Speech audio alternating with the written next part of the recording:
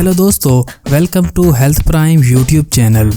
دوستو، دنیا میں ذیابیطس کا مرض عام ہو چکا ہے اور بالخصوص خواتین میں یہ کئی امراض کا پیش خیمہ بھی ہو سکتا ہے، جن میں امراض قلب، بلڈ پریشر اور فالج وغیرہ شامل ہیں۔ اس لیے غذا کا خاص خیال رکھتے ہوئے درمیانی اور عمر رسیدہ ذیابیطس کے مریضوں میں خوراک اہم کردار ادا کر سکتی ہے۔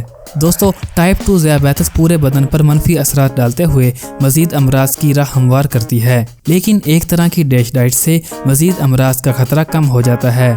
DASH یا ڈیش ڈائٹ کا مطلب ہے غذا کے ذریعے ہائی بلڈ پریشر میں کمی، اور اس میں پہلے نمک کو کم کرتے ہوئے غیر چکنائی والی ڈیری مصنوعات، مکمل اناج، پھل اور سبزیاں، مچھلی یا مرغی، پھیلیاں اور گریاں یعنی بادام اور پستے وغیرہ کا استعمال کیا جاتا ہے۔ ناظرین، اس وقت ڈیش ڈائٹ کی تفصیلات کافی ویب سائٹس پر موجود ہے اور ان غذائی اجزاء سے مزیدار اور صحت افزا کھانے بنانے کا طریقہ بھی موجود ہے۔ ناظرین، صرف امریکہ میں 5000 سے زائد خواتین کا مطالعہ کیا گیا تو معلوم ہوا وہ خواتین جو شوگر کے مرض میں مبتلا ہیں آگے چل کر دل کے مریضہ بھی بن سکتی ہیں، اور اس موقع پر ڈیش غذائیں انہیں جان لیوا امراض سے بچاتی ہیں۔ غذائی ماہرین کا خیال ہے کہ ڈیش طریقے میں سبزیوں کو غیر معمولی طور پر بڑھایا جائے۔